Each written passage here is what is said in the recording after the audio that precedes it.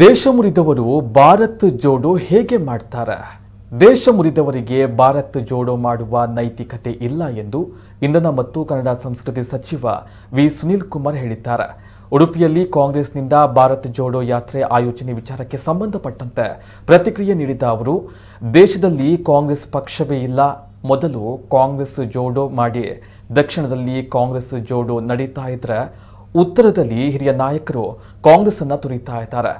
ದಕ್ಷಿಣದವರು ಯಾತ್ರೆ ಮುಗಿಸಿ ಉತ್ತರ ತಲುಪುವಾಗ ಅಲ್ಲಿ ಕಾಂಗ್ರೆಸ್ ಇರಲ್ಲ, ಒಬ್ಬರೇ ಏಕಾಂಗಿಯಾಗಿ ಪಾದಯಾತ್ರೆ ಮಾಡುವ ಪರಿಸ್ಥಿತಿ ಬರಬಹುದು ಎಂದಿದ್ದಾರೆ.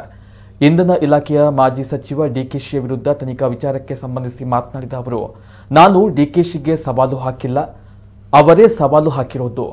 ಈ ಚರ್ಚೆ ನಾನು ಪ್ರಾರಂಭಿಸಿದ್ದಲ್ಲ, ಡಿಕೆಶಿ ಹಾಕಿದ ಸವಾಲು ನಾನು ಸ್ವೀಕರಿಸುತ್ತೇನೆ ಅಂತ ಹೇಳಿದ್ದೇನೆ. ಡಿಕೆಶಿ ವಿರುದ್ಧ ಯಾವ ರೀತಿ ತನಿಖೆ ಎಂದು ಮುಂದಿನ ದಿನಗಳಲ್ಲಿ ಸ್ಪಷ್ಟಪಡಿಸುತ್ತೇನೆ. ಸರ್ಕಾರಿ ಹಂತದಲ್ಲಿ ತನಿಖೆ ಆಗುವಾಗ ಎಲ್ಲರಿಗೂ ಗೊತ್ತಾಗುತ್ತೆ, ಏನಾಗುತ್ತೆ ಕಾದು ನೋಡಿ ಎಂದರು. ಸೇರಿ ಒಂದೊಂದು ಜಯಂತಿಗಳನ್ನು ಆಚರಣೆ ಮಾಡಬೇಕು. ದೇಶ ಮುರಿದವರು ಭಾರತ್ ಜೋಡೋವನ್ನು ಹೇಗೆ ಮಾಡ್ತಾರೆ? ದೇಶ ಮುರಿದವರಿಗೆ ಭಾರತ್ ಜೋಡೋ ಮಾಡುವಂಥ ನೈತಿಕತೆ ಇಲ್ಲ, ಮೊದಲನೇದು. ಎರಡನೇದು, ಕಾಂಗ್ರೆಸ್ಸೇ ಇಲ್ಲ, ಕಾಂಗ್ರೆಸ್ ಜೋಡೋ ಅಂತ ಕಾರ್ಯಕ್ರಮ ಆಗಬೇಕು. ದಕ್ಷಿಣದಿಂದ ಭಾರತ್ ಜೋಡೋ ಕಾಂಗ್ರೆಸ್ ಜೋಡೋ ನಡೀತಾ ಇದೆ, ಉತ್ತರದಲ್ಲಿ ಕಾಂಗ್ರೆಸ್ಸು ಎಲ್ಲರೂ ಕಾಂಗ್ರೆಸ್ಸನ್ನು ತೊರಿತಾ ಇದ್ದಾರೆ, ಕಾಂಗ್ರೆಸ್ ಜೋಡೋ ಅಂತೇಳಿ ಹೊರಡ್ತಾ ಇದ್ದಾರೆ. ಹಾಗಾಗಿ ದೇಶ ಮುರಿದಂಥವರು ಭಾರತ್ ಜೋಡೋ ಮಾಡುವಂಥ ನೈತಿಕತೆ ಇಲ್ಲ, ಮೊದಲನೇದು.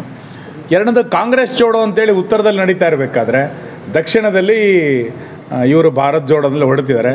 ಬಹುಶಃ ಅವರು ಉತ್ತರಕ್ಕೆ ತಲುಪುವಷ್ಟರೊಳಗೆ ಕಾಂಗ್ರೆಸ್ಸಲ್ಲಿ ಇರೋದಿಲ್ಲ, ಒಬ್ಬರೇ ಏಕಾಂಗಿಯಾಗಿ ಪಾದಯಾತ್ರೆ ಮಾಡಬೇಕಾದಂಥ ಒಂದು ವಿಚಿತ್ರ ಪರಿಸ್ಥಿತಿ ಉತ್ತರಕ್ಕೆ ಮಧ್ಯಪ್ರದೇಶ ದಾಟಿದ ಕೂಡಲೇ ಬರ್ಬೋದು.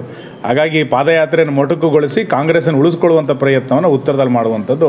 ಅವರೇ ಸವಾಲನ್ನು ಹಾಕಿದ್ದು, ನಾನು ಪ್ರಾರಂಭ ಮಾಡಿದ್ದಲ್ಲ, ಅವರು ಪ್ರಾರಂಭ ಮಾಡಿ ಸವಾಲನ್ನು ಹಾಕಿದ್ದು. ನಾನು ಆ ಸವಾಲನ್ನು ಸ್ವೀಕಾರ ಮಾಡ್ತೀನಿ ಅಂತ ಹೇಳಿದ್ದೇನೆ. ಯಾವ ರೀತಿ ತನಿಖೆ ಏನಾಗಬೇಕು ಅನ್ನೋದನ್ನು ಮುಂದಿನ ದಿನಗಳಲ್ಲಿ ಹೇಳ್ತೇನೆ ಅಂತ ಸ್ಪಷ್ಟ ಮಾಡಿದ್ದೇನೆ. ಮತ್ತು ಯಾವುದಾದ್ರೂ ಕೂಡ ಸರ್ಕಾರ ಹಂತದ ತನಿಖೆಗಳೇ ನಡಿಬೇಕು, ಬಹಿರಂಗ ಆಗಲೇಬೇಕಲ್ಲ, ಅದನ್ನು ಹೇಳ್ತೇನೆ ನಿಮ್ಮ ಹತ್ರ.